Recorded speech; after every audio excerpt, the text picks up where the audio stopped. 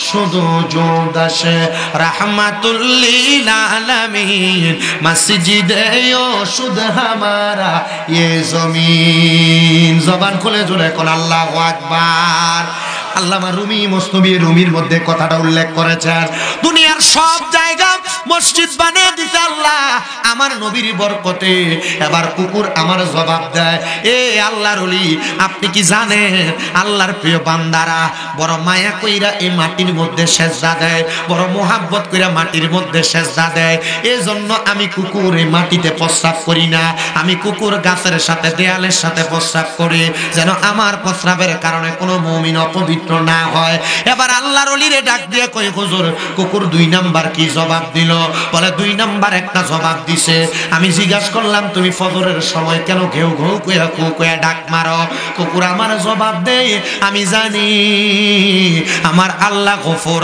আমার আল্লাহ রহমান আমার আল্লাহ রহিম আমার আল্লাহ সাত্তার আমার আল্লাহ বান্দারে দয়া করে আমার আল্লাহ তাআলা রাতের শেষ ভাগে আসমানের একবারে প্রথম অংশে আইসা বান্দাদেরকে ক্ষমা করার জন্য আল্লাহর গায়বী খাজিনা থেকে দান করার জন্য আমার আল্লাহ বান্দারে ডাকে আমি যেই মালিকের খাই আমি এই মালিকের সাথে নাফরমানি করি না এই মালিক তো ঘুমায় এই মালিক তো আল্লাহ তাআলার ডাক শুনে না আমি কুকুর ঘেউ ঘেউ কইরা আমার মালিকটারে উঠায়া দে আমার মালিক যেন আল্লাহ তাআলা গায়বী খাজিনা থেকে সম্পদ অর্জন করতে পারে আর আমারে খাওয়াইতে পারে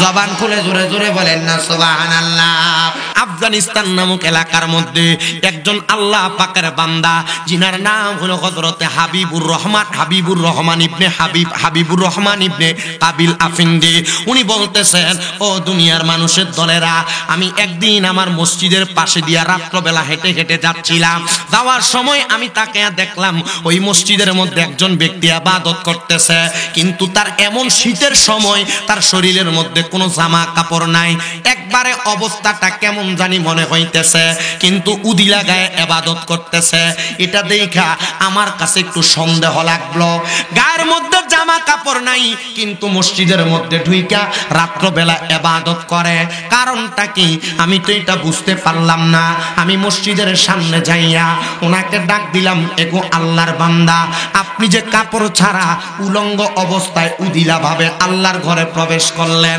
কারণটা কি আপনি আমার কাছে বলবেন নি উনি বলেন এটার কোনো কারণ নাই আমি তো আল্লাহর বান্দা আমার গায়ের মধ্যে কোনো জামা কাপড় নাই কিন্তু জামা কাপড় যে নাই তুমি শুধু দেখছো আর কেউ আমারে দেখে নাই বলে কেউ দেখে নাই কথা সত্য কিন্তু আমার আল্লাহ তো আপনারে দেখছে আপনার জামা কাপড়গুলা কোথায় তিনি বলেন আমি নামাজ পড়ার জন্য রাস্তা দিয়ে আমার এলাকা থেকে এই মসজিদের মধ্যে আসতেছিলাম মাঝখানের এলাকার মধ্যে ডাকাত পড়েছে চোর পড়েছে পড়ার কারণে মানুষ ওই চোরটাকে খুঁজে পায় নাই আমার রাস্তার মধ্যে পাইয়া মানুষ আমাকে আঘাত করেছে আমারে প্রহার করেছে আমার শরীরের জামা কাপড়গুলা তারা ছিঁড়া ছিঁড়া নিয়ে গেছে এজন্য আমি আল্লাহর ঘরে জামা কাপড় ছাড়া আসছি কিন্তু আমি জানি সতর ঢাকা ছাড়া কাপড় পরা ছাড়া আমার আল্লাহ তাআলার কাছে আসা উত্তম না আমার আল্লাহ তাআলার কাছে আসা যায় না কিন্তু আমি এবার আমার মনে একটা আয়াত স্মরণ হইছে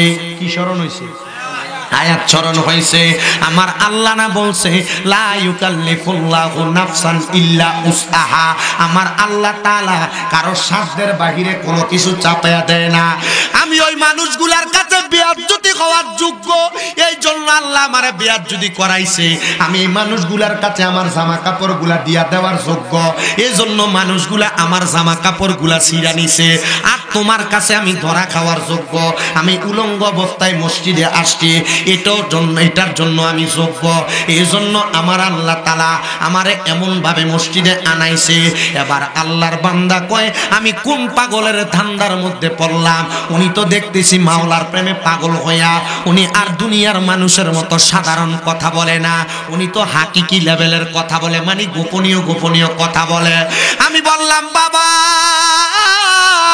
এইভাবে ইবাদত করবেন আর আমার কাছে পছন্দ হবে না আপনার কাছে কাছে আমার আবদার, আমি আপনাকে কিছু জামা কাপড় প্রদান করব, আপনি জামা কাপড়গুলা পইরা আমার আল্লাহ তাআলার ইবাদত করবেন। উনি কই এটাও আমার আল্লাহর খেলা, কারণ আল্লাহ তাআলার লীলা খেলা কেউ বুঝতে পারে না। আপনি আমার জামা কাপড় দিবেন, রাস্তায় মানুষ আমার জামা কাপড় ছিঁড়া নিয়ে গেছে, আর আল্লাহ আপনারে দিয়ে আমার একটা জামা কাপড় দিব, এটাও আমার আল্লাহই খেলছেন। আমার আল্লাহ তাআলা আপনারে দিয়ে করাইছেন, দেন আপনি আমার জামা কাপড় দেন। আল্লাহর বান্দাটা জামা কাপড়টা পইরা এবার গভীর রজনীতে ইবাদত করতেছে। ওই ইবাদত অন্য কোনো ইবাদত না, ওই ইবাদতের নাম হলো তাহাজ্জুদের নামাজ। এ মুসলমানেরা, এ ইমানদারের দলেরা, এ বলশীত এলাকার পর্দার অন্তরালের আমার মা বোনেরা, তোমার ঘরে বুঝি বরকত নাই গো, বরকত নাই। তোমার ঘর থেকে যদি রোগ বালা মুসিবত না ছাড়ে, তোমার ঘরে যদি জামাইর ইনকামের মধ্যে বরকত না হয়, আমি বলবো রে স্বামী স্ত্রী দুইজন মিলে তাহাজ্জুদের নামাজ পড়ো। কারণ আমার আল্লাহ আমার নবীরে বলছে, ওয়ামিনাল লাইলি ফাতাহাজ্জাত বিহি নাফিলাতান লাকা আসা আইয়া বাআসাকা রাব্বুকা মাকামাম মাহমুদা। আল্লাহ নবীরে কয়, আপনি রাতের কিছু অংশে তাহাজ্জুদের নামাজ পড়েন, অতি সত্বর আপনাকে মাকামে মাহমুদ প্রশংসার জায়গা দান করা হবে। এই আয়াত যখন আমার নবীর উপরে নাজিল হয়, আমার নবী সারা রাত্র দাঁড়ায়া দাঁড়ায়া 2 রাকাত নামাজ পড়ছে রে। 2 রাকাত নামাজ পড়া আমার নবী আল্লাহর কাছে কান্দে। মা আয়েশা সিদ্দিকা কয়, জগতের মানুষ, আমি দেখলাম আমার নবীর রুকু বড় লম্বা, আমার নবীর সেজদা বড় লম্বা। আমি নবীর রুকু সেজদা লম্বা দেখা নবী যখন নামাজ শেষ করছে, ফজরের আগ ওয়াক্ত হয়ে গেছে, আমি আমার নবীরে বললাম, ইয়া রাসূলুল্লাহ, আপনারে তো কোনোদিন এত লম্বা সেজদা দিতে দেখি নাই, আপনারে তো কোনোদিন এত লম্বা রুকু দিতে দেখি নাই। আজকে দি দেখি আপনি নবী লম্বা রুকু দিলেন, আজকে দি দেখি আপনি নবী লম্বা সেজদা দিলেন। আমার নবী ডাক দিয়া কয়, আয়েশা রে, ও আয়েশা শুনো, আমি নবী কেন লম্বা রুকু সেজদা দিছি? আমার আল্লাহ তাআলা আয়াত নাযিল করছে, আমি নবী যদি তাহাজ্জুদ পড়ি, আমি নবী যা চাইমু আল্লাহ তাআলা মাকামে মাহমুদ প্রশংসার জায়গা আমি নবীরে দিব। তুমি তো জানো আমি নবী উম্মতের পাগল, আমি জানি আমি নবী দুনিয়া থেকে যাওয়ার পরে আমার উম্মতেরা আমি নবীর দেখা দেখা তারাও তাহাজ্জুদের নামাজ পড়বে। আমি আমার আল্লাহর কাছে কান্দি, আমার আল্লাহ আমার উম্মত যদি তাহাজ্জুদের নামাজ পড়ে আমার উম্মতের কি দান করবে। নবী গো, ও দয়াল নবী গো, আপনি কেন উম্মতের এত পাগল? ও সুন্নি মুসলমানেরা, আমরা সুন্নিরা রে মানুষ মাঝে মাঝে দেখবেন কয় আমরা সুন্নিরা নাকি শুধু নবী নবী করি। আরে কেন আমরা নবী নবী করতাম না?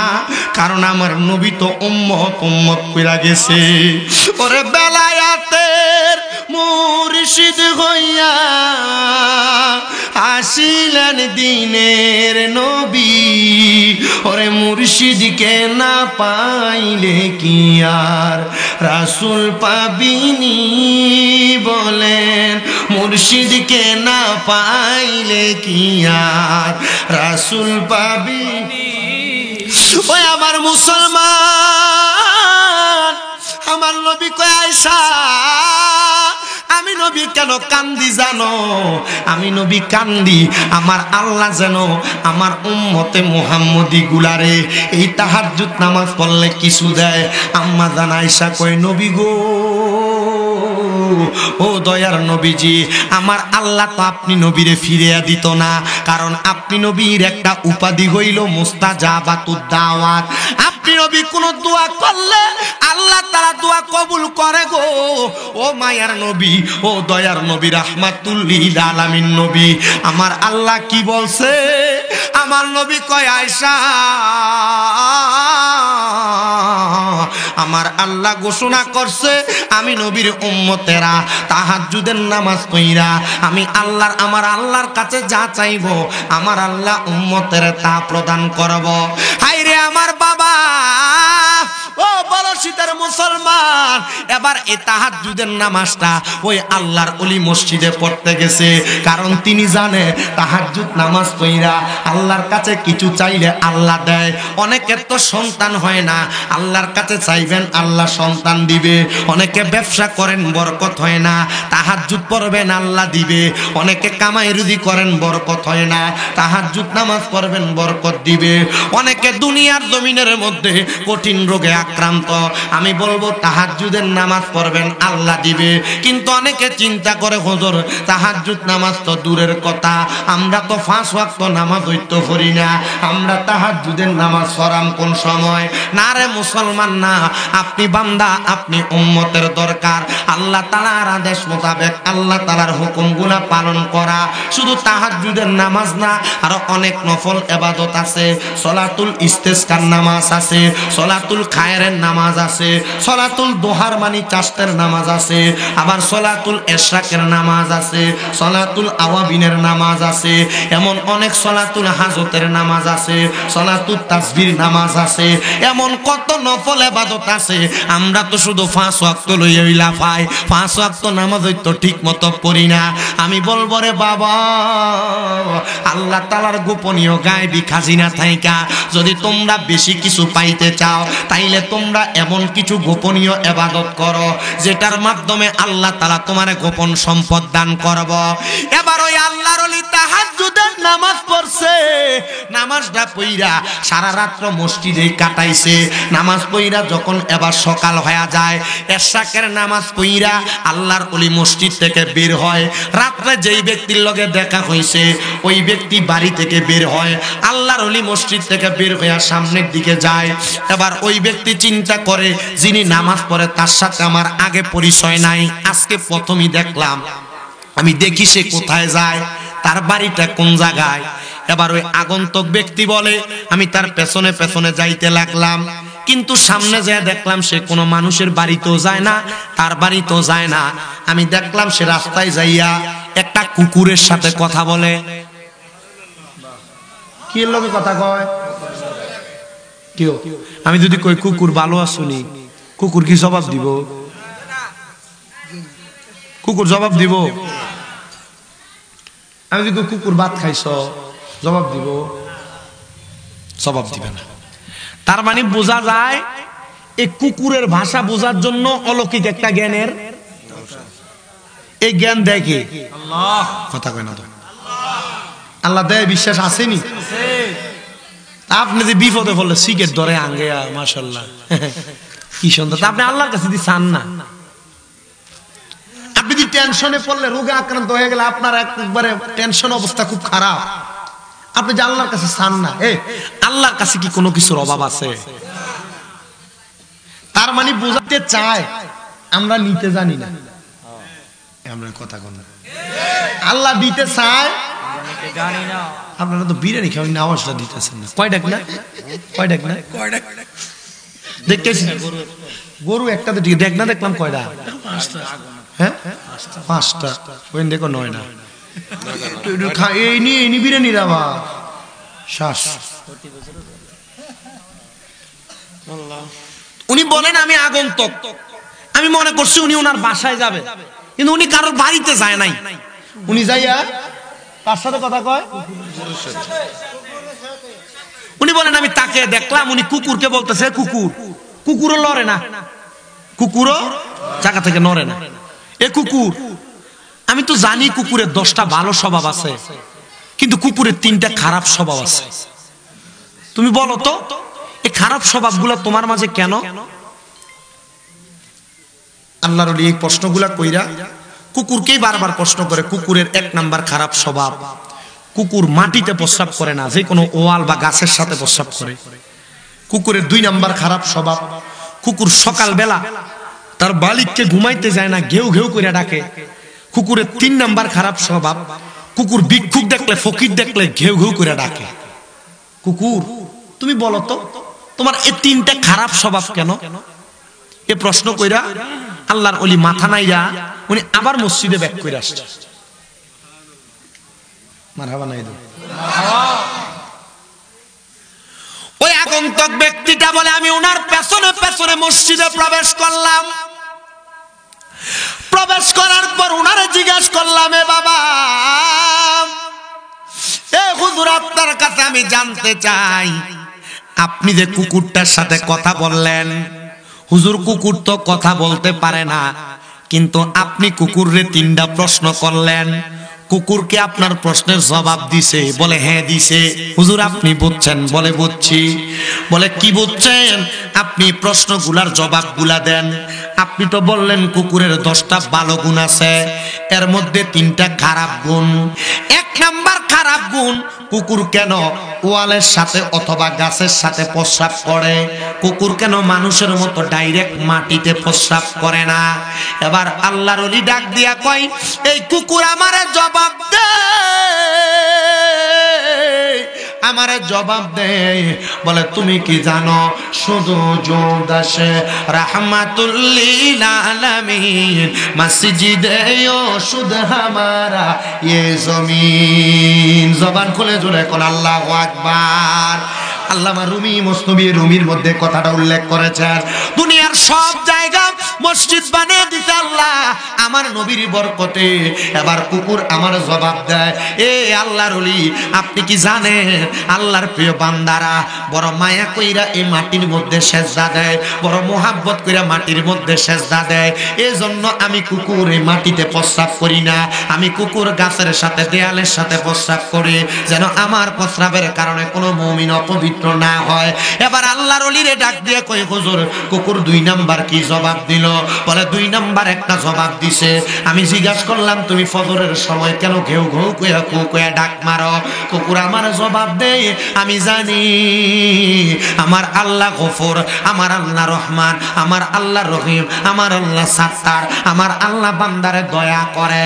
আমার আল্লাহ তাআলা রাতের শেষ ভাগে আসমানের একবারে প্রথম অংশে আইসা বান্দাদেরকে ক্ষমা করার জন্য, আল্লাহর গায়বী খাজিনা থেকে দান করার জন্য আমার আল্লাহ বান্দারে ডাকে। আমি যেই মালিকের খাই, আমি এই মালিকের সাথে নাফরমানি করি না। এই মালিক তো ঘুমায়, এই মালিক তো আল্লাহ তাআলার ডাক শুনে না। আমি কুকুর ঘেউ ঘেউ কইরা আমার মালিকটারে উঠায়া দে, আমার মালিক যেন আল্লাহ তাআলা গায়বী খাজিনা থেকে সম্পদ অর্জন করতে পারে আর আমারে খাওয়াইতে পারে। জবান খুলে জোরে জোরে বলেন না সুবহানাল্লাহ। ওরে কেউ বুঝিতে পারে না রে ওলি আল্লাহর খেলা, আরে পীর মুর্শিদের খেলা। আরে জোর করিয়া বুঝতে গেলে তার গটে মরণ জ্বালা। কেউ বুঝিতে পারে না রে ওলি আল্লাহর খেলা, আরে পীর মুর্শিদের খেলা। আরে 36 বছরে কারোর কেনাগি ফুটে না, আবার 6 মাসেরও কালের দয়াল পায় যে 16 আনার দয়াল পায় যে 16 আনা। দয়াল জোর করিয়া দিবে তোরা, জোর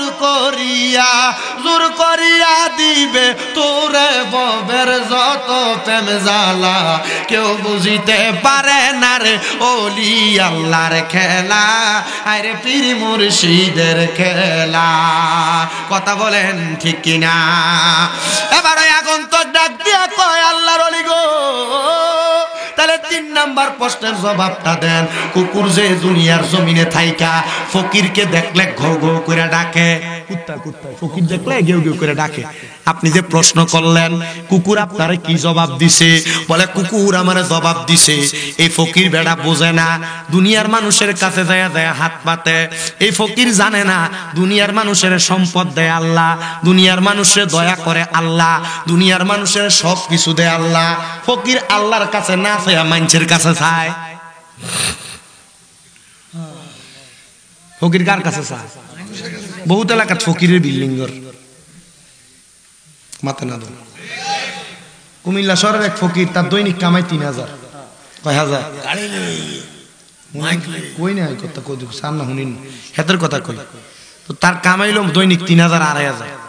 আমি তার একদিন দিগাইলাম, এ কি অবস্থা? তার টুপি মাথাতে টুপিটা লইয়া, কি অবস্থা? কাকে কিছু খাওয়াও এরপরে কম না, তারে কিছু খাওয়াই। মনটা ফকটটি আসিল, তারা লইয়া গেছি কুমিল্লা আমানিয়া হোটেলে। কান্দির পারে আর কি। হোটেলে তারে খানা দিল, কিতা খাইবা? পরোটা খামু, একটা মুরকা খামু, মানে যে মুরকার যে সাফ আর কি, মুরকা খামু, একটু ডাইল খামু, আর একটা সাইড দিয়ে দো দিয়ে আমি তার লগে বইছি। না, তার লগে ওদের কথা কই, আমার একজন লোক আমি না আছে, হেমিয়ার লোক আমি কথা কমু, তার লগে একটু কথাটা শেষ করি। তারা জিগেলাম, রে তোর কামাই কত সত্যি করে কবি, আর নাহলে দেখবি যে মিশা কথা কইলে তোর কামাইয়ের বরকত কমে দেবো। ভাই আপনি হুজুর মানুষ, আপনার লগে মিশা কথা কইলে পরে আসলে যদি বরকত কমে যা, ভাই আমার একটা সর্বনিম্ন কামাই ২৫০০। কত মাসে? কত? ৬০,০০০। আর দিয়া ১০, ৭০, ৭৫ কেন? ৭৫। কইলাম মা তো টিয়া কই দি? ভাই আমার ২টা অটো আছে না। কয় না 2টা কিটা আছে? আর তুই বিলাতি রে ৮ টিয়া কো কবা মা জাগা লইছি না আমি, কত দূর? ৫ ঘন্টা খালি। তো বাড়িটারি করস না, গাইলে থাকস না, কা ভিক্ষা করস কা? ভাই অভ্যাস হয়ে গেছে। কি হইছে? এখন আমার মাঝে মাঝে দেখলে কুমিল্লা কান্দির পারে না, পাঞ্জাবিটা টান দিয়ে ধরে। পাঞ্জাবি দাম না এ তো টিয়া লাগবো না, তোমার থেকে নন যাইত না। আমি যে ওয়াজ করি, হ্যাঁ আমার এর মোবাইল আছে, কলমটা ফিরে গেছে, হ্যাঁ মোবাইল আছে, আমি কিন্তু তোমার ওয়াজ শুনি, গাড়ি ওয়াজ নস খ আসেনি মোবাইলে, আছে দিছি তো লাগাইয়া। চিন্তা করি এটা কইলে নিতে আবার দেখা, তুমি আমার কথাটা কি রে কইলে। আপনি চিন্তা করে দেখেন, স্বভাব যখন খাদ্য যখন খারাপ হয়ে থাকা, তখন কিন্তু মানুষ কিন্তু পরিবর্তন। ফকির ভিক্ষুকের স্বভাব মানুষের কাছে চাওয়া। আচ্ছা, একই ২-৩ হাজার টাকা কামাই করার পরে একটা ফানের দোয়ান দিয়ে বইলে পারে না? বইতো না, এটা স্বভাব হয়ে গেছে গা।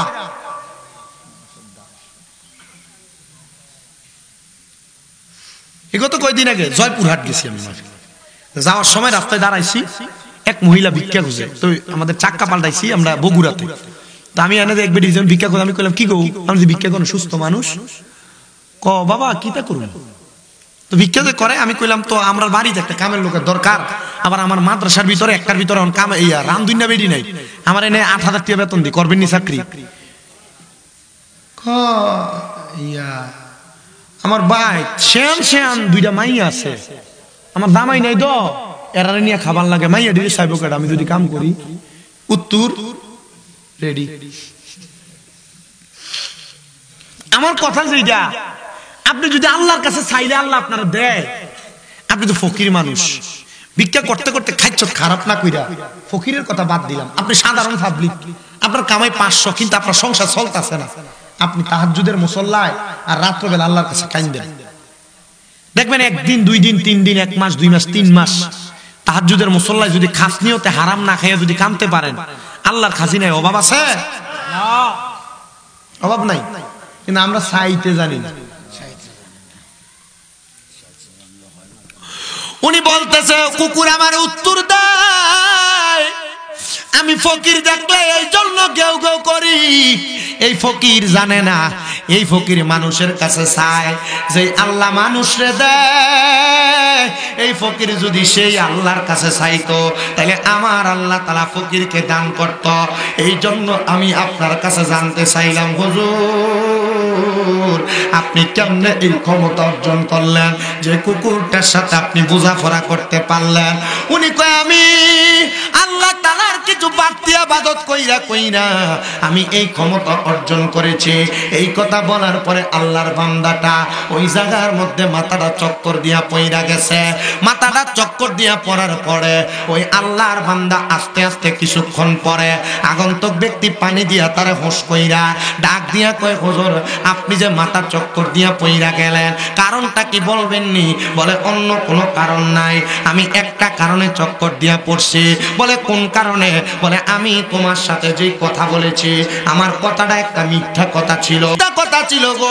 বলে মিথ্যা কথা হইল, আমি নামাজ পড়া ইবাদত কইরা এই ক্ষমতা অর্জন করি নাই। বলে কিভাবে আপনি ক্ষমতা অর্জন করছেন? বলে আমার মা বাবা দুনিয়াতে যখন বাইচা ছিল, আমার আম্মা আব্বা বাইচা থাকা অবস্থায় তারা বড় বৃদ্ধ মানুষ ছিল। আমার আব্বা এবং আম্মা আম্মাজানের বাম হাত এবং পা প্যারালাইজড হয়ে গেছে, তারা চলতে পারতো না, তারা কোনো কিছু করতে পারতো না। আমি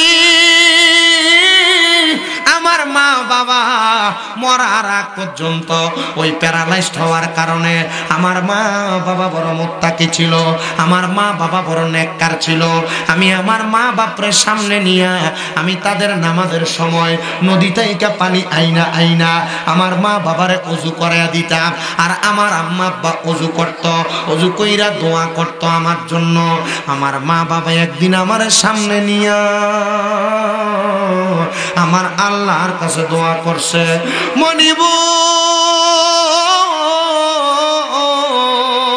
আমার যেই সন্তান, আমরা ল্যাংরা মানুষ, আতুর মানুষ, আমাদেরকে কষ্ট করে পানি আইনা ওযু করাইয়া দেয়, আমার সন্তান তো অন্য কোনো কাজে যায় না। আল্লাহ তুমি আমার সন্তানটারে কবুল কইরা নাও, আমার সন্তানটারে কবুল কইরা নাও। আল্লাহ তুমি আমার সন্তানটারে তোমার বন্ধু বানায়া নাও। আমার মা বাবা যে আমার লেগে দোয়া করছে, এই দোয়ার বরকতে আল্লাহ আমারে এই ক্ষমতা দান করছে। আরে আল্লাহর বান্দা, তোমারে যেই ক্ষমতা দান করলো, এই ক্ষমতাটা পাইয়া তুমি খুশি হইছো নি? বলে আমি শুধু এই ক্ষমতা পাইছি না, আমি যখন দুনিয়ার জমিনে থাইকা চোখটা বন্ধ করে আমার আল্লাহ তাআলার কাছে কান্নাকাটি করি, আমার আল্লাহ তাআলা আমারে আমার মা বাবার কবরের অবস্থা সম্পর্কে বলে, ও আমার আব্বুজিরা গো, আপনাদের অনেকের মা তো মারা গেছে, আপনাদের অনেকের বাবা তো মারা গেছে। মা বাপ মারা যাওয়ার পরে আম্মা আব্বা কবরে কেমন আছে আপনারা তো জানেন না, আম্মা আব্বা কবরে কেমন আছে আপনারা তো খবর বোঝেন না। আমি বলবো, যদি আম্মা আব্বা কবরে কেমন আছে এই খবরটা আপনি জানতে চান, এই খবরটা আপনি বুঝতে চান, আপনি যদি আম্মা আব্বার কবরের খবরটা জানতে চান, আম্মা আব্বার কবরের খবরটা বুঝতে চান, আপনি আল্লাহ তাআলার কাছে সেজদার মধ্যে পইরা যান, দেখবেন আমার আল্লাহ তাআলা আপনার আপনার আম্মা আব্বার কবরের খবরটা জানিয়ে দিবে। হে আমার মুসলমান, এ বলশীতের বাবা, যাদের মা কবরে, যাদের বাবা কবরে, আমার আল্লাহ তাআলা কিন্তু আপনাদের মা বাবার কবরের অবস্থা অন্য কথা কইলো না, ফরওয়াজ করি কি কোন আমি কইলে কইলাম, কিন্তু দুইবার দাঁড়াইছি আর লাগি না, আমার নিজের ডিস্টার্ব হয় আর কি, মানে সাইডের আওয়াজ হইলে আমি পারি না আওয়াজ করতে। এ মুসলমান, এ নবীর উম্মতের দল, আশিক রাসূল ভাই বাবারা, আপনি চাইলে আপনার দোয়া দিয়া আপনার মা বাবার কবরের অবস্থা পরিবর্তন করতে পারবেন। আমরা জানি মানুষের তকদির কোনোদিন পরিবর্তন হয় না, তবে দোয়ার কারণে মানুষের তকদির পরিবর্তন হয়ে যায়। আপনাদের সবার কাছে বলবো, আপনারা বেশি বেশি কইরা আম্মা আব্বার জন্য দোয়া করবেন, বংশের মানুষ যারা কবরে তারার লেগে দোয়া করবেন। এই যে 27 তারিখ দিবাগত রাত্রে পবিত্র মেরাজুন নবী, আমার নবী মেরাজে যাওয়ার যে মেরাজে যাওয়ার দিনটা, ওই দিন আপনাদের এলাকার মসজিদের মধ্যে ইবাদত হবে, জিকির আজকার হবে, ওয়াজ মাহফিল হবে। তখন আপনারা আমার আল্লাহ তাআলার কাছে তাদের জন্য একটু খাসভাবে দোয়া করবেন, ওই রাত্রে কান্নাকাটি করবেন, কারণ মুহাক্কিক আলেমরা তো বলেছে এই রাত্রের ইবাদতটা 27 বছর ইবাদতের সওয়াব পরিমাণ।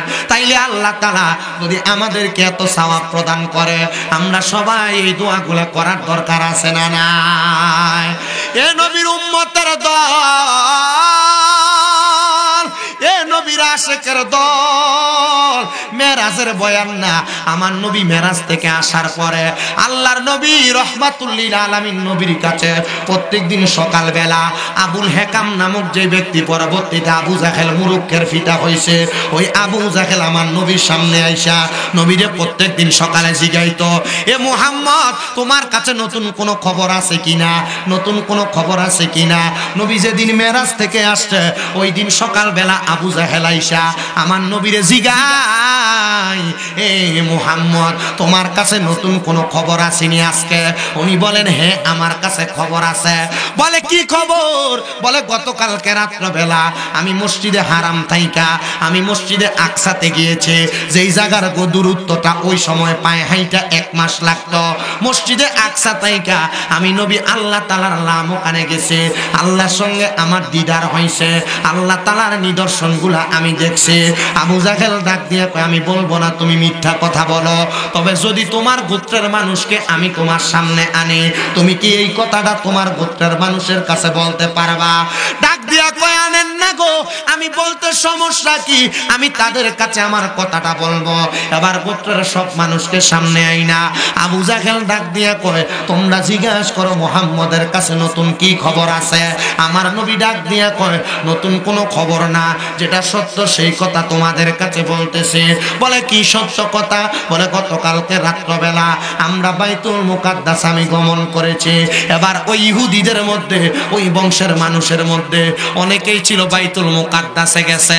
এবার অনেক ইহুদিরা আমার নবীরে প্রশ্ন করে, মুহাম্মদ সাল্লাল্লাহু আলাইহি ওয়াসাল্লাম আপনি যে বাইতুল মুকাদ্দাসে গেছেন, দেখি আপনি বলেন তো বাইতুল মুকাদ্দাসের দরজা কয়টা, বাইতুল মুকাদ্দাসের জানালা কয়টা? আচ্ছা আপনি আমার দাওয়াত দিয়ে আনছেন, আমি আপনার বাড়িতে গেছি, আমি কি আপনার বাড়ির দরজা জানলা কোনটা আইছি? কথা কয় আমি কি দরজা জানলা কোনটা আইছি? ইহুদিরা নবীরে প্রশ্ন করে, মুহাম্মদ সাল্লাল্লাহু আলাইহি ওয়াসাল্লাম আপনি বলেন না বাইতুল মুকাদ্দাসের দরজা জানালা কয়টা, বাইতুল মুকাদ্দাসের সামনে গাছ আছে কয়টা? আমার নবী রহমতের নবী, যেগুলা নবীজির চোখ দ্বারা দেখছে সব কিছু বর্ণনা করতেছে। আমার নবী বলে আমি যখন বর্ণনা করতেছি আমি একটা একটা করে বলতেছি, কিন্তু আমার আল্লাহ তাআলা আমি নবীর সামনে বাইতুল মুকাদ্দাসটারে আমার চোখের সামনে বাসায়া দিয়া রাখছে। আমি নবী দেইকা দেইকা দেইকা দেইকা ওই ইহুদিদেরকে জবাব দিয়া দিছে, এই ইহুদিরা তোমরা যে বিশ্বাস করো না বাইতুল মুকাদ্দাসে কয়টা দরজা কয়টা জানালা, আমি তোমাদেরকে বর্ণনা করতেছি। আরে মনে রাখবা আমি নবী বাইতুল মুকাদ্দাসে যাইয়া অমুক জায়গার মধ্যে একটা আংটার মধ্যে আমার বুরাকটারে বাঁধছিলাম, ওই জায়গাটার কত বললেন। একটা ইহুদি ডাক দিয়া কয় ওয়াল্লাহি আল্লাহর কসম কইরা বলি, আল্লাহর কসম কইরা বলি রে, মুহাম্মদ সাল্লাল্লাহু আলাইহি ওয়াসাল্লামের জবান দিয়া যা বলতেছে আমি বাইতুল মুকাদ্দাসে তাই দেখে আসছি, মানে ওনার কথা সত্য, ওনার কথা সত্য। আবু জাহেল ডাক দিয়া কয় হাই রে ইহুদিরা, তোমরা বুঝি আবার মুহাম্মদের কথা মানলা? আরে মানবে না কেন? আমার আল্লাহ না বলছে হুয়াল্লাযী আরসালা রাসূলাহু বিল হুদা ওয়া দীনিল হক লিইয়ুযহিরাহু আলা দীনি কুল্লিহি ওয়ালাউ কারিহাল মুশরিকুন। আমার আল্লাহ তাআলার পেয়ারা হাবিব এমনি এমনি আসে নাই, আমার আল্লাহ তাআলার পেয়ারা হাবিব সত্য বাণী নিয়া হেদায়েতের নূর নিয়া দুনিয়াতে আগমন করেছে। এই জন্য রাসূলে পাকের জবান মুবারকের কথা যখন কোন বান্দারা শুনে, এইটা শুইনা তাদের ঈমানটা বৃদ্ধি হয়ে যায়, তারা পাগল পারা হইয়া যায়। ওই সময় আবু জাহেলের সামনে অনেক মানুষ আমার নবীর কাছে ইসলাম ধর্ম গ্রহণ করেছে। ওই দিন এখনো পর্যন্ত নবীর এক নম্বর সাহাবী হযরত আবু বকর সিদ্দিক রাদিয়াল্লাহু তাআলা আনহু আমার নবীজির দরবারে আসেন নাই। আবু জাহেল যাইয়া, এবার আবু জাহেল যাইয়া আবু বকর সিদ্দিকের বাড়ির সামনে দাঁড়ায়া ডাক দিয়া কয় রে আবু বকর, তুমি কি আমার একটা কথার জবাব দিবা? বলে কি জবাব চাও? বলে তোমার নবী মুহাম্মদ সাল্লাল্লাহু আলাইহি ওয়াসাল্লাম। আবু জাহেল কিন্তু দুরূদ শরীফ আদায় করে নাই, করলে তো এটা ঈমানদার থাকতো, ঠিক না? আমরা এই জন্য দুরূদ শরীফ আদায় করি। আবু জাহেল ডাক দিয়া কয় তোমার নবী মুহাম্মদ সাল্লাল্লাহু আলাইহি ওয়াসাল্লাম উনি নাকি গতকালকে মেরাজের মধ্যে গমন করছে, আল্লাহর সাথে দিদার করে আসছে, এই কথা কি তুমি বিশ্বাস করো? আবু জাহেল কয় সাদাক্তা, অবশ্যই আমরা বিশ্বাস করি, অবশ্যই আমরা মানি। এর চাইতে জটিল বিষয়গুলা আমি আবু বকর মানছি, আর মানছি শুধু এইটা না, আমি বিশ্বাস করি এটার উপর ঈমান আনছি। আবু জাহেল আবু বকর আমার নবীজির সামনে ডাক দিয়ে কয় ইয়া রাসূলুল্লাহ, আমার নবীজি মুস্কি মুস্কি হাসে। নবী প্রশ্ন করে আবু বকর, আবু জাহেলের সাথে বুঝি তোমার দেখা, তোমারে কি বলছে? বলে নবী সে আমারে বলে আমি নবী, আপনি নবী মেরাজের মধ্যে গিয়েছেন, এই কথা কথা আমি মানি কিনা? আমি বলছি মানে। আমার নবী কয় আবু বকরের কাছে আমি যখন মেরাজের খবর দিলাম, মেরাজের খবর দেওয়ার সাথে সাথে আমার কথাটা সত্য বইরা আবু বকর সিদ্দিকী সর্বপ্রথম এই কথাটাকে সত্য জানছে। আবু বকর যখন ইসলাম গ্রহণ করে নাই, নামটা ছিল আবু কুহাফা, এবার নামটা ইসলাম ধর্ম গ্রহণের পরে নাম হয়ে গেছে আবু বকর। মেরাজের সাক্ষী দেওয়ার কারণে আমার আল্লাহ তাআলা আমার পেয়ারা হাবিব মুহাম্মদুর রাসূলুল্লাহর মাধ্যমে আবু বকরের নামটা রাইখা দিছে সিদ্দিকে আকবর। সবচাইতে বড় সিদ্দিকে আকবর মানে সত্যবাদী। ওরে সিদ্দিকে আকবরের দাবি দেখবি যদি দয়াল নবী, সিদ্দিকে আকবরের দাবি দেখবি যদি দয়াল নবী, জীবনে আর জ্বালা থাকবে না বাবা, থাকবে না। আবু বকর অবশেষে জায়গা পাইল নবীর পাশে, আবু বকর অবশেষে জায়গা পাইল নবীর পাশে, জীবনে আর দুঃখ রইল না বাবা। শোনো না হাদিসে পাকে বর্ণনা, আরে যে মদিনায় যাইবে নবীর দিদার পাইবে, যে মদিনায় যাইবে নবীর দিদার পাইবে, শাফায়াত করবে শাহে মদিনা বাবা। শোনো না হাদিসে পাকে বর্ণনা। আপনারা বলেন মদিনা যাইতে চাই কি চাই? সবাই করে রাখছে। আসলে মদিনা যাইতে চাইনি আমি। অল্প কিছুদিন আমার চুল্লি লম্বা ছিল না, অল্প কিছুদিন হয়ে যায় আসছে। আমি যখন মদিনা শরীফের সামনে গেছি, আমি নবীজির সোনালী রওজা মুবারকের জালিটার দিকে তাকাইয়া দেখলাম নবীজির নাম মুবারক, সিদ্দিক আকবর আবু বকর সিদ্দিকের নাম মুবারক, হযরতে ওমর ইবনে খাত্তাব রাদিয়াল্লাহু তাআলার নাম মুবারক। আমি দেখা চুপ হয়ে গেছি, একবার চুপ হয়ে গেছি। আমি চুপ হয়ে চিন্তা করলাম, ইয়া রাসূলুল্লাহ, তারা কত ভাগ্যবান, তারা আপনি নবীরে ভালোবাসা দুনিয়াতে আপনার সঙ্গী ছিল, আবার তারা আপনি নবীরে মহাব্বত কইরা দুনিয়া থেকে বিদায় হওয়ার পর আখিরাতে আপনার সঙ্গী হয়েছে নবী। হ্যাঁ, আমি যদি মারা যাই আপনি নবীরে আমি মরার পরে পাবো কিনা জানি না। নবী গো, আমার মনে বড় একটা শখ ছিল, আমি জীবনে একবার হইলেও মরণের আগে আপনার রওজার সামনে আসবো। ইয়া রাসূলুল্লাহ, আমি আপনার রওজার সামনে আসছি। 7 দিন একটা না নবীজির রওজার সামনে দাঁড়ায় দাঁড়ায় নবীজির 5 ওয়াক্ত নামাজের পরে সালাম দিছি। যেদিন লাস্ট মদিনা শরীফ থেকে আমি মক্কায় যাবো, আমি মদিনা শরীফের সামনে যে নবীজির রওজায় সালাম দিয়ার কই, ইয়া রাসূলুল্লাহ, আমার তো শখ ছিল মদিনা শরীফ আসমু, এত তাড়াতাড়ি যে আল্লাহ কবুল করব আমি বুঝছি না। আল্লাহ আমার কবুল করছি। ইয়া রাসূলুল্লাহ, আপনার রওজার সামনে আসছি নবী, এখন আমার মনে আরেকটা শখ জাগছে গো। আমার মনে একটা শখ হইছে, আপনি নবী রওজাটা দেখে এত সুন্দর লাগছে, আমার মনে এখন চিন্তা হইতাছে আপনি নবী জানি দেখতে কত সুন্দর। নবী, আমার মরণের আগে আপনি নবীর একবার দিদার আমার দিয়েন, আপনি নবীর চেহারাটা যেন মরার আগে একবার দেখে মরতে পারি। আমি এটা কইছি না শুধু, আমি কইছি ইয়া রাসূলুল্লাহ, ও মায়ার নবী, আপনি নবী রওজা মোবারক দেখছি, শান্তি পাইছি।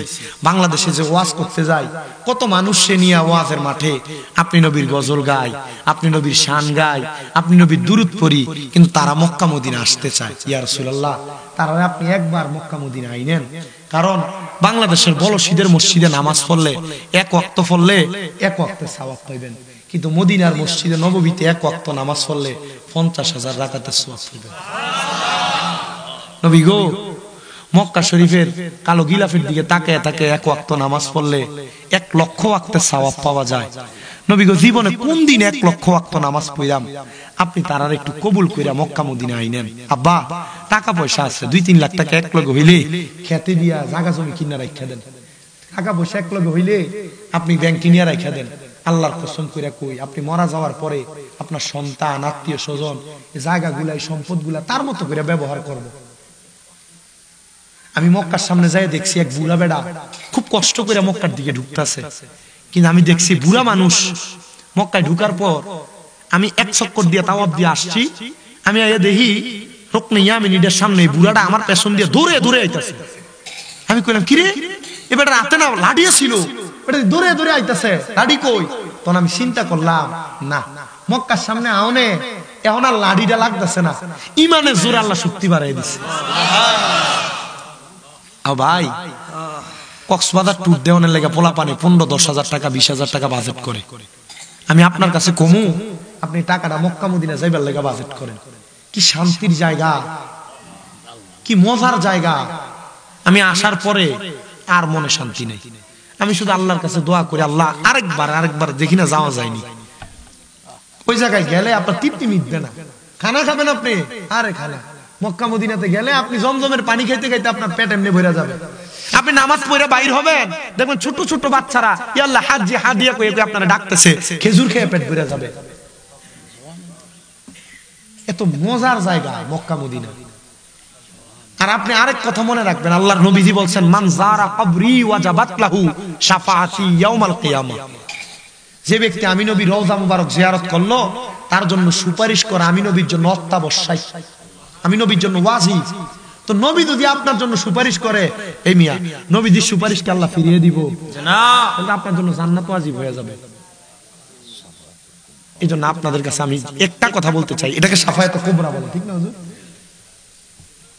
আমি আপনাদের কাছে আবদার করব, জীবনে যা করেন আর না করেন মক্কা মদিনা যাওয়ার নিয়ত করেন। যাইতে চান না?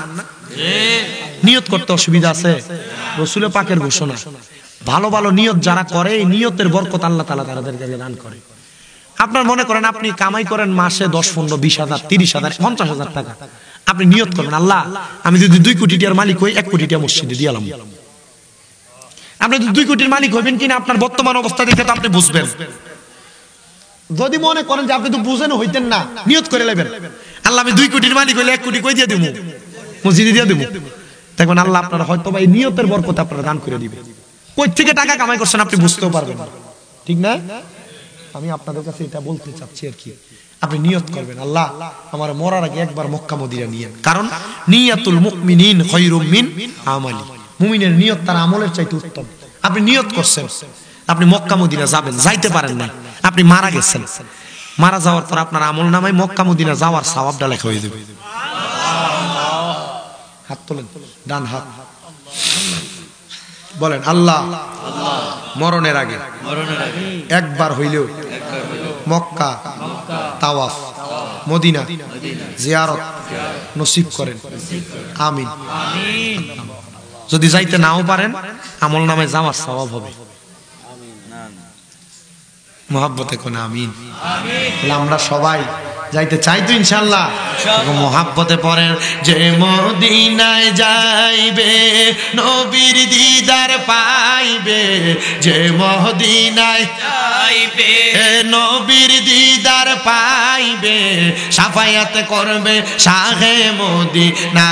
বাবা শোনো না হাদিসে পাকে বর্ণনা, বর্ণনা হাদিসে পাকে বর্ণনা। সিদ্দিকে আকবরের দাবি দেখবি যদি একেবারে নবী, সিদ্দিকে আকবরের দাবি দেখবি যদি একেবারে নবী, জীবনে আর জ্বালা থাকবে না বাবা, থাকবে না। আবু বকর অবশেষে জায়গা পাইল নবীর পাশে, আবু বকর অবশেষে জায়গা পাইল নবীর পাশে, জীবনে আর দুঃখ রইল না বাবা। শোনো না হাদিসে পাকে বর্ণনা, যে মদিনায় যাইবে নবীর দিদার পাইবে, যে মদিনায় নবীর দিদার পাইবে, শাফায়াত করবে শাহে মদিনা। বাবা শোনো না হাদিসে পাকে বর্ণনা। একটা জবান বন্ধ রাখবেন না, সবাই চিৎকার মেরে বলেন আল্লাহু আকবার। দুনিয়ার মুসলমান, আমার নবী আসার পরে সিদ্দিক আকবর সাক্ষীটা দিছেন, এই জন্য সিদ্দিক আকবর রাদিয়াল্লাহু তাআলা আনহু আমার নবীর কাছে সবচাইতে বড় সত্যবাদী হিসেবে প্রমাণ পাইছে। ও নবীর উম্মতের দল, ও আশিক রাসূল ভাই বাবারা, এবার আপনারা বলেন আমরা সবাই সিদ্দিক আকবরের মতো আমার নবীকে বিশ্বাস করার দরকার আছে না নাই? আরো মুহাব্বতের আওয়াজে বলেন আছে না নাই? নারে তাকবীর,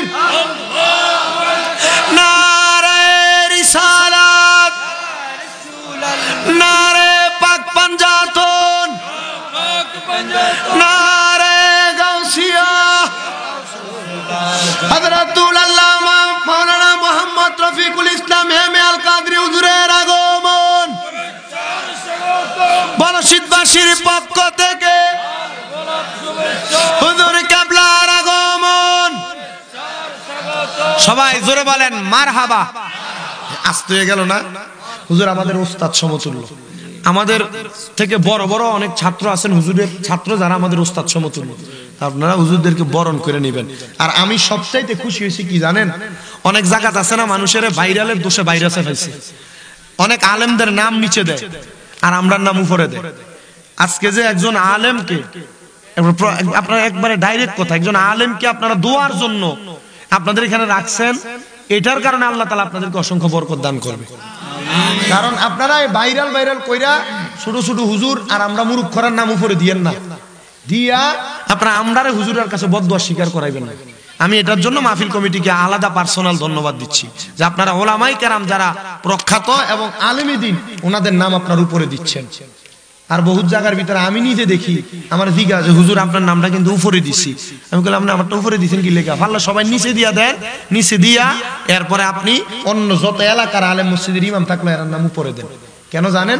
কারণ আমরা আপনার কাছে বাড়াইতে হুজুর, কি হুজুর বাড়াইতে হুজুর, আমরা আসছি ওয়াজ করে মুটি এলাম আমরা যাই গেব, কিন্তু আপনার মসজিদের ইমাম সাহেব আপনারা কিন্তু প্রত্যেক জুমা ওয়াজও না, 5 ওয়াক্ত নামাজ আপনারা পড়ায়, আপনার কিন্তু আমার কাছে হুজুরের দাম নাই। বক্তারা ইনাম আমরা 30, 40, 50, 1 লাখ টাকা দেয়া, কিন্তু মসজিদের ইমাম সাহেবের মাহফিলের দিন 2000 টাকা দিয়ে দেয়, 2000 টাকা দেন, 1000 টাকা দেয়।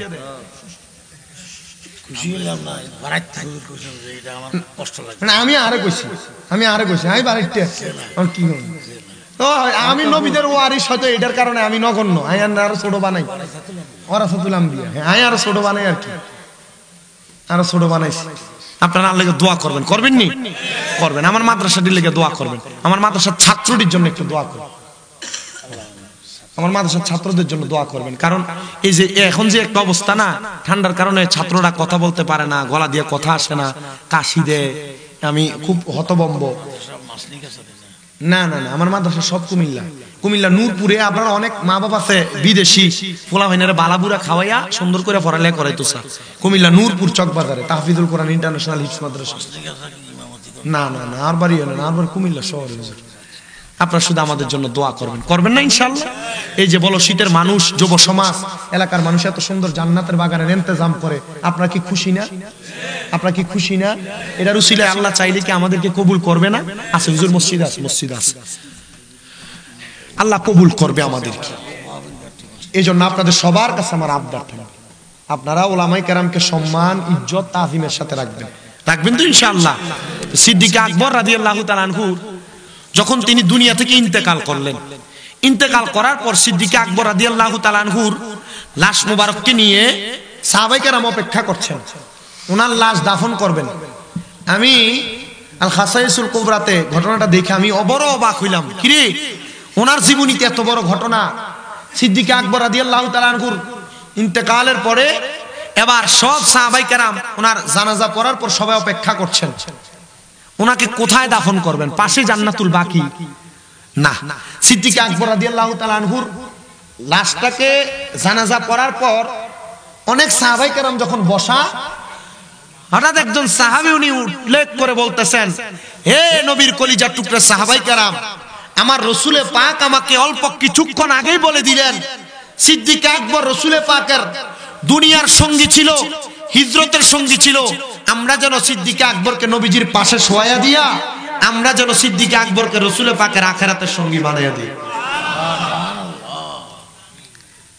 আচ্ছা বাবা, সিদ্দিক আকবর রাদিয়াল্লাহু তাআলা আনহু, আবু বকর সিদ্দিক রাদিয়াল্লাহু তাআলা আনহু যদি নবীজির মেরাজের সাক্ষী দিয়া, নবীজির সাথে হিজরতের সাথী হইয়া, নবীজির দুনিয়ার জীবনের সাথী হইয়া উনি যদি ইন্তেকালের পর নবীর পাশে জায়গা পায়, আমরা নবীর পাশে জায়গা পাবো কিনা এটা বলতে পারি না, জান্নাতুল বাকিতে জায়গা পাবো কিনা এটা বলতে পারি না।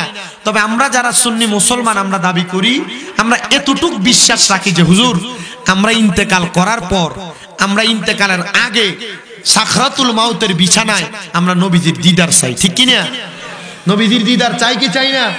আব্বা তো নবীজির দিদার চান, আপনি নামাজ পড়েন না, লাভ হইব? নবীজির দিদার চান, আপনি নামাজ পড়েন না, কোনো লাভ আছে? নবীজির দিদার চান, আপনি দুনিয়ার জমিনের ভিতরে যত বদ কাজ আপনার দিয়ে হয়, আপনি ফাইবের নবীর দিদার? নবীজির দিদার চান, আপনি আপনার ভাই ভাতিজার জমি দখল করে খান, ভাই ভাতিজার সম্পদ বুঝিয়ে দেন না, লাভ হইব? নবীজির দিদার চান, মৌতের পরে আপনি নবীজির সুপারিশ চান, কিন্তু আপনি খান সুদ, আপনি খান ঘুষ, আপনি খান পরের হক মাইরা। আপনারা কোন এমন লোক আছে না নাই? মসজিদ ইমাম সাহেবের ফ্যাশনে একবার আখ কাতারে যায় নামাজ পড়ে, সুদের টিয়া খায়, আসেনি? আবার বিভিন্ন জায়গার ভিতরে এই সুদ খুঁটিরে ধরে নিয়ে মসজিদের সভাপতি বানায়, এই ঘুষ খুঁটিরে ধরে নিয়ে মসজিদের সেক্রেটারি বানায়, এই সুদখুর ঘুষ খুঁটিরে ধরে নিয়ে এলাকার মাতাব্বর বানায়। বানায়নি? আপনারা মাতেন না, বানায়নি? দোয়ানে বয়ে বয়ে দেখবেন এই সুদখুর আর ঘুষ খুঁটি লম্বা লম্বা কথা কয়, লিখছে স্যারে, কথা কন না কেন? হ্যাঁ, কিন্তু এগুলার কথা আপনি বলতেছেন না, আপনি এরা ডরে দেখলে সালাম দেন, সালাম আলাইকুম, কিন্তু যাওয়ানোর পরে চিন্তা করেন তার উপরে কোথার গজবপুর হয়নি। এটা কিন্তু আল্লাহ রাসূল সাল্লাল্লাহু আলাইহি ওয়াসাল্লামের, আমি গত জুমার আগের জুমা একটা হাদিস শরীফ পড়ছি, তিরমিজি শরীফ as-সুনান 2211 নম্বর হাদিস। আমি পড়ে দেখছি যে রাসূল সাল্লাল্লাহু আলাইহি ওয়াসাল্লাম এই যে আমরা আযাব গজব, বিভিন্ন নতুন নতুন রোগ, বিভিন্ন ঠাড়া পড়া অথবা এই যে ভূমিকম্প, বড় বড় আযাব আসতেছে আমার কাছে, এটি কেন আসে? আমি পরে দেখলাম রাসূল সাল্লাল্লাহু আলাইহি ওয়াসাল্লাম হযরত আলী ইবনে আবি তালিব রাদিয়াল্লাহু তাআলা আনহুর মাধ্যমে হাদিস বর্ণনা করছেন যে রাসূল বলেছে, যখন দেখবা আমার উম্মতের মাঝে 15টা কাজ হইতেছে, তখন মনে করবা তোমাদেরকে আযাব গজব চারিদিক থেকে আঁকড়ে ধরতেছে, চারিদিক থেকে আযাব গজব পাকড়াও করতেছে। এর মধ্যে একটা হইলো যে সমাজে মানুষ যাদেরকে এই যে সমাজের এই যে মসজিদের সর্দার মাতাব্বর বানাইবো, এটি একবার নিকৃষ্ট মানুষকে ধরে ধরে বানাইবো। 2 নাম্বার আরেকটা যেটা দেখছি, এটা হইলো মানুষের অনিষ্ঠতা থেকে বাঁচার জন্য মানুষ তারা সালাম দিব, সম্মান করব। ওই যেটা কইছি, সামনে এলে আসসালামু আলাইকুম, পিছন দিয়ে গেলে তার উপরে গজব দেয়। এটা অনিষ্ঠতা থেকে বাঁচার জন্য কি করব? সালাম দিব, সম্মান করব। প্রথম যেটা রাসূল সাল্লাল্লাহু আলাইহি ওয়াসাল্লাম বলেন, গনিমতের মাল নিজের সম্পদ মনে করবে, গনিমতের মাল নিজের সম্পদ মনে করবে। 2 নাম্বার আমানত, আপনার কাছে কেউ 1000 টাকা রাখলো, নোট আপনার কাছে পরে চাওয়ার পর আপনি দিলেন 2টা 500 টাকার নোট, অথবা আমানত রাখলো, আপনি নিজের মনে করে এটা খরচ করে ফেললেন। আরে এমন অনেক মসজিদের সেক্রেটারি আর ক্যাশিয়ার আছে, টাকা যেমনে বাড়িতে নেই এমনি আবার এনে ফেরত দেয়, কিন্তু আমরা তারা বহুত জায়গায় বাজার করে খাইলা। এটা তো আলহামদুলিল্লাহ আপনারা শুকরিয়া, নাই আপনারা মসজিদের কথা কই না। আমার কাছে গত কয় তারিখ সাল্লাল্লাহু আলাইহি ওয়া রাসূলুল্লাহ সাল্লাল্লাহু আলাইহি ইয়ার দিকে এক মাহফিলে সিলেটের দিকে যাওনে আমার কাছে 3-4 জন মসজিদের হুজুর মুয়াজ্জিন যে হেও বিচার দেয়, হুজুর এরা মসজিদে মাহফিল করাই তো সানা, হুজুরের না মিলাদ মাহফিল করবে এরা চায় না, কালেকশন করাইয়া কালেকশনের টিয়া মানুষের দিত সানা, কালেকশন করে অমুকে 5000 লেখাইছে, মসজিদের সভাপতি লই এলা একজনের 5000, সেক্রেটারি 5000 খুঁজলে কমা অমুকের না দিয়ে দিছি, এবারে জিঙ্গেলে কই তো জানি না। হুজুর মসজিদের মাইকটি বানাই তো সানা, তার কাছে টাকা আছে।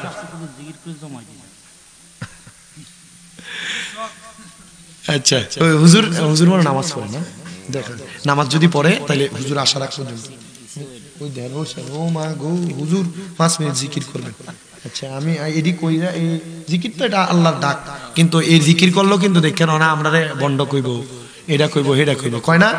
আপনি কই যে আমি প্রথম দিয়ে জিকির করছি, জিকিরের ভিতরে এমন কোন বাক্য ব্যবহার করছি না, আল্লাহ রাসূলের সম্মান।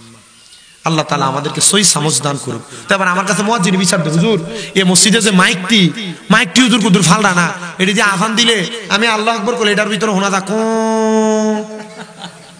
হুজুর মাইকটি কুদুর ফালদা না। আমি কইলাম তো হুজুর তারা এমনি চলতেছে, এই সভাপতিও নামাজ পড়ে না, সেক্রেটারিও নামাজ পড়ে না, হুজুর এরা শুধু কোন রকম তওবা কইরা চলে। আমি বললাম তো কিটা করতাম, হুজুর একটু মাহফিলে কইয়া দিয়ে যায়। আমি আবার কিয়ামতের আলামতের ওয়াজ করতে যাইয়া আল্লাহর রহমতে হাতার খাইচ্ছ যা আছে সব তুলে ধরছি না, মনে আমার সেক্রেটারি হুজুর আপনি কি কেউ কইয়া দিছে ওয়াজ করতে? আমি কই কেউ কইছে না কইছে জানি না, ওয়াজ ভালো হইছে হুজুর, রাজ্যের ওয়াজটা ফাটাফাটি হইছে। কয় কেডা এটা সেক্রেটারি হই মুয়াজ্জিনে আইস দিয়া মুখ ধরে লেছে, মুয়াজ্জিনে হাসি দিয়া মুখ ধরে লেছে। আমার কত হইলো আমানত যার কাছে খেয়ানত হয় এ সেক্রেটারি হবো কি লিখা মিয়া কথা কই না, এক এসিয়া কেমনে এর টাকা মেরে খায়। আল্লাহ রাসূল বলছেন যে আমানতকে নিজের সম্পদ মনে করবে। 3 নাম্বার, যখন দেখবা স্বামী স্ত্রীর বাধ্য, ঘরের ভিতরে বউ সর্দারি করে, জামাই কিছু কইলে হয় না, জামাই কোনো কথা কইছে, সন্তান তার বাবার অবাধ্য হবে। 6 নাম্বার, শুধু অবাধ্য হবে না, সন্তান তার মা বাবার চাইতে বন্ধু বান্ধবকে বেশি সম্মান করবে। মা বাবার চাইতে বন্ধু বান্ধবকে বেশি সম্মান করবে। এটা যখন দেখবা তোমাদেরকে আযাব গজব পাকড়াও করবে। আর দুইটা তো বললাম, 7 এবং 8 তো দুইটা বললাম। 9 নাম্বার, দেখবা তোমাদের মাঝে কিয়ামতের পূর্বে নতুন নতুন বাদ্যযন্ত্র তৈরি হবে। নতুন নতুন বাদ্যযন্ত্র কি? এই যে দেখেন, আগে বিয়াতে কোন রকম বেডিতে গীত টিত গাইতো, কিন্তু এখন বিয়া মুসলমানি গায়ে হলুদ, জন্মদিন, কান ফুরানি, নাক ফুরানির ভিতরে ডেক সেটাঙ্গা লাগাই দেয়, ডিজে পার্টির কনসার্ট চলে, হয় কি না? 3 দিন আগ থেকে চলে, মানুষ ঘুমাইতে পারে না। এই নতুন নতুন দেখবা তোমরা বাদ্যযন্ত্রের আবিষ্কার হয়। তা আপনি এই বাদ্যযন্ত্র বাজে বিয়া ফরাইতেছেন, আবার বিয়ার ভিতরে বিয়া ফরানোর পরে হুজুর দোয়া করতেছে, আল্লাহ এই বিবাহের মাধ্যমে তাদের যে মিলবন্ধন দান করো, আর তাদেরকে একটা নেককার সন্তান দান করো। আপনি বিয়া শুরু করলেন গান বাজনার মতো হারাম কাম দিয়া, আবার নেক সন্তান আশা করে। এরপরে দেন 1 মাস পরে মাইয়া ফুটের ফোলারে ভিডে, ফোলা মাইয়ারে ভিডে, এটির বহুত বিশাল লয়ে যাওয়ার লাগে, ঠিক কিনা? 11 নম্বর, দেখবা তোমরা মহিলা শিল্পীর প্রলোভন বাইরে যাবে। মহিলা শিল্পী, মহিলারা গান গাইবে, প্রচুর পরিমাণ মহিলারা গান গাইবে। এটা অ্যাভেলেবেল বাড়ছে। আমরা এই সাইডে তো কম, ওই যে উত্তর সাইডে দেখবেন পিছন দিয়া লেখা উরুস মোবারক বেরিয়েতে না গান করে কি করে না? এই যে বাউল গান গুলা গায়, মায়ে ফেরে না বাউল গান করা, নিচে যে পিছন দিয়া নাম দেয় উরুস মোবারক, উরুস মোবারক নাম দিয়ে বাউল গান করা। এবং মহিলা শিল্পী বেড়াই তোলে এটা জমে না বলে। আমি যখন প্রথম 17 সাল থেকে মাহফিল করি, আমি কিছু কিছু মাহফিলে গেছি। পরে আমি যা দেখতাম মাহফিল শেষ নামার পরে, হুজুর কালকে জমবো, আজকে জমছে না। ওয়াজ করার পরে কইতো কালকে জমবো, মানি পরে কইতো হুজুর কালকে এনে গান। আমি বললাম আরে, পরে আমি সারছি এই মাহফিল মোটামুটি 4-5 বছর সারা। পরে আমার এই বছর একজনে কল দিচ্ছে, হুজুর আপনি তো কয়ে গেছেন যে বাউল গান যারা করে এটা হারাম কাজ, এটা নিষিদ্ধ কাজ। এখন হতে কি হুজুর আর আমরা এই নিষিদ্ধ কাজ করতাম না, হুজুর আমরা মাহফিলটা রাখেন না। তলে তলে খবর লিয়ে দিই না, তারা আমার কাছে এটা হাইড করবো, লুকিয়ে রাখবো, পরে ঠিকই পরের দিন তারা গান করবো। আমি কইছি ভাই সাহেব তোমার মাহফিল রাখুন যেত না। আর সর্বশেষ যেইটা কারণ, সর্বশেষ কারণ হইল উম্মতের মধ্যে এমন লোক আগমন করবে যারা তাদের পূর্ববর্তী আলেমদেরকে তুহমত দিব। তুহমত দেখেন, এখন এমন একটা জামান আসছে, নতুন নতুন হুজুর বাইরেছে, নতুন যারা আইয়া এমন ফতুয়া দিতেছে আর বলতেছে আগে যে হুজুরা কয়ে গেছে, এরা বইলা গেছে এদের মতো কথা, বাপ দাদার ফতুয়া চলবে না, বাপ দাদা ভুল করে গেছে এমন ফতুয়া দিবে। এটা রাসূল পাক সাল্লাল্লাহু আলাইহি ওয়াসাল্লামের কথা যে 15টা কাজ যখন দেখবা উম্মতের মাঝে সংগঠিত হয়েছে, তখনই মনে করবা তোমাদেরকে আযাব আর গজব। এই যে করোনা ভাইরাস, এটা তো আমরা ধরেন আমার জন্ম, আমার এখন বয়স 26-এ বললো, আমি গত 2 বছর 3 বছর আগে করোনা হয়েছে, এর আগের 20 বছর তো করোনা ভাইরাসের নাম শুনি নাই। শুনছি নতুন নতুন এর মধ্যে অনেক ভাইরাস আগমন করছে। এই নতুন নতুন রোগ কেন হইতেছে? এ বড় বড় ভূমিকম্প কেন হইতেছে? এগুলো হওয়ার কারণ হলো আল্লাহ তাআলা এই আযাব গজব দিয়ে আমাদেরকে পরীক্ষা করতেছে। আল্লাহ আমাদেরকে এই আযাব গজবগুলা থেকে হেফাজত করুন। পড়েন আমিন, মুহাব্বতের আওয়াজে পড়েন আমিন। সর্বশেষ কথা যেটা আমার বলছে, যদি মাইক ছাড়ার আগে একটু আল্লাহ তাআলার ইসমে জাতের জিকির করবেন। ইনশাআল্লাহ আমি একটু জিকির আজকার করব, আপনারা একটু কষ্ট করে, হুজুর আসবেন, হুজুর বয়ান করবেন, আপনারা একটু কষ্ট করে সামনের দিকে এসে আগে বসবেন, হুজুরকে একটা সুন্দর পরিবেশ উপহার দেন যেন, কারণ ওনারা, আমি ওয়াজ কইরা যাই, কারণ ওনারা একটা ক্লাসে যা পড়াইবো এই ক্লাসে 6 ভাগের 1 ভাগ আমি মনে ওয়াজ করতে পারি না। কথা কি বুঝছেন? এই 1.5 ঘন্টার ভিতরে আমি 6 ভাগের 1 ভাগও ওয়াজ করতে পারি না। তা আমার কথা হলো ওনারা যা বলবে এই কথাগুলোর উপর আমলে জিন্দেগিতে বাস্তবায়ন করবেন, আর আমার কথা থেকে যা বুঝছেন এটার উপর ঈমান আকীদাকে পরিপূর্ণ রাইখা চলার চেষ্টা করবেন। আল্লাহ আমাদেরকে কবুল করেন। সবাই পড়েন আমিন। সবাই মুহাব্বতে হুজুর আসার আগে একটু ইসমে জাতের জিকির করেন। আল্লাহ আল্লাহ আল্লাহ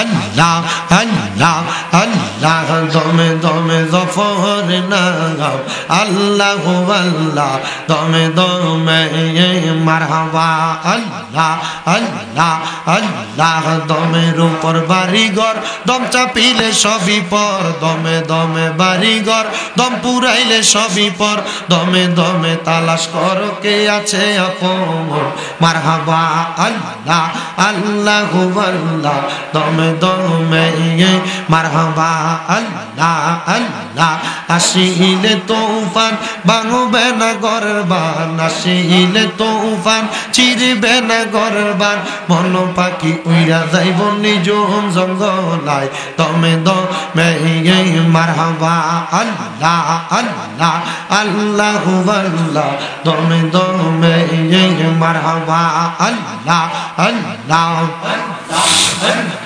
কেবা তোমার বইন ভাই সঙ্গের সাথী কেহ নাই কেবা তোমার বইন ভাই সঙ্গের সাথী কেহ নাই পরকালে যাইবার বেলা কাউরে পাইবা না মারহাবা আল্লাহ আল্লাহ আল্লাহু আল্লাহ দমে দমে মারহাবা আল্লাহ আল্লাহ হাবিবুল্লাহ আমরার চোখের মনি মক্কি মাদানি রাসূলুল্লাহ আমরার চোখের মনি মারহাবা আল্লাহ আল্লাহ রাসূলুল্লাহ আমরার চোখের মনি মক্কি মাদানি রাসূলুল্লাহ আমরার চোখের মনি মারহাবা আল্লাহ আল্লাহ আল্লাহ আল্লাহ আল্লাহ আল্লাহ আল্লাহ আল্লাহ রাহমাতুল লিল আলামিন আপনি উম্মতের জামিন গুনাহগার উম্মতের আপনজন নবী উম্মতের লাগিয়া সাজদায় থাকবেন পড়িয়া উম্মত ছাড়া নবী কিছু বোঝেন না হায়রে মুমিন বাগান নবী ছাড়া আপন কেহ নাই মারহাবা আল্লাহ আল্লাহ নবী ছাড়া আপন কেহ না হায় গো মুমিন বাগান নবী ছাড়া আপন কেহ নাই মারহাবা আল্লাহ আল্লাহ নবী মাতৃ গর্ভে আসিয়া পিতা হারা হইয়া এই তেমে রূপে আসলে নেই দরাই নবীর পবিত্র ওই মুখে দুধ খাইলেন যার বুকে দন্ন হইল বিবি হালিমা হায়রে মুমিন বাগাই নবী ছাড়া আপন কেহ নাই আল্লাহ আল্লাহ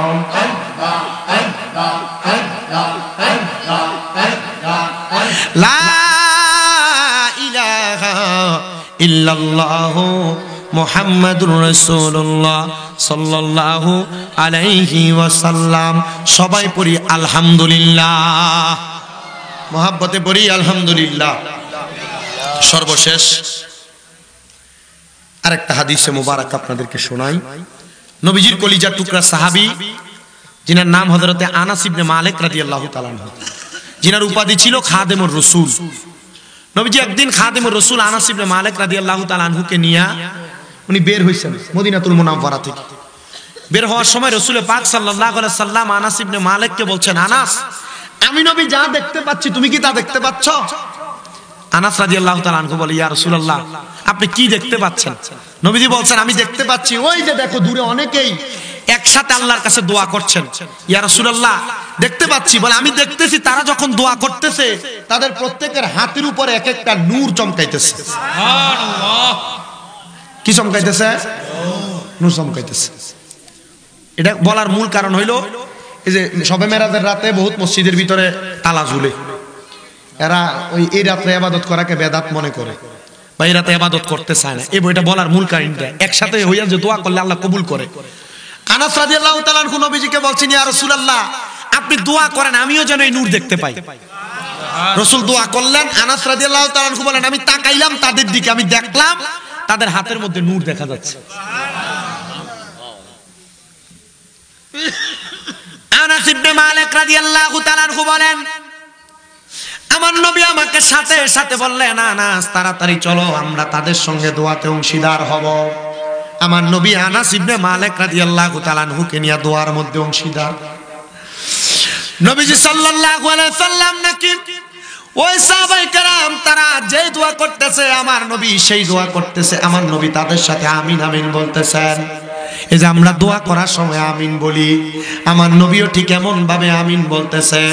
আনাস রাদিয়াল্লাহু তাআলা আনহু বলতেছেন ওই জায়গার মধ্যে তারা দোয়া করতেছিল, তাদের এলাকার মধ্যে বৃষ্টি বর্ষণ হয় না। এই জায়গার মধ্যে যখন তারা দোয়া করেছেন তাদের এলাকার মধ্যে বৃষ্টি বর্ষণ হয় না, ফসল ফলাদি হচ্ছে না। আমার নবী তাদের সাথে দোয়া করে মসজিদে নববীতের মধ্যে প্রবেশ করতে দেরি, আর আমার আল্লাহ তাআলা একটানা 7 দিন তাদেরকে বৃষ্টি প্রদান করেছেন। জোরে বলেন সুবহানাল্লাহ।